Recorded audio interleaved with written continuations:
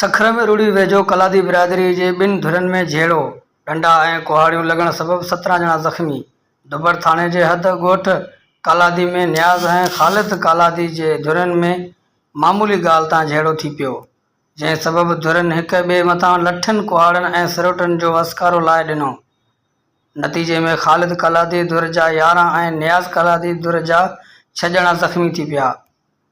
ज़ख़्मियुनि खे रूड़ी तालुक़े अस्पताल मुंतक़िल कयो वियो, जॾहिं त ख़ालिद कालादी धुर जे ज़ख़्मियुनि में ख़ालिद, नादर, इरफान, होत, सोहबत, अब्दुल समद, अमानुल्लाह, माजिद, एहसान, जमाल ऐं ख़ैर मोहम्मद शामिल आहिनि ऐं संदसि नियाज़ कालादी धुर जा फरज़ंद अली, राशिद, तारिक, मोहम्मद अमीन, इक़बाल ऐं ज़हीर ज़ख़्मी थी पिया, जॾहिं त पुलिस पारां ॿिन्ही धुरनि ख़िलाफ़ इब्तिदाई रिपोर्ट दाख़िल करे छॾी आहे।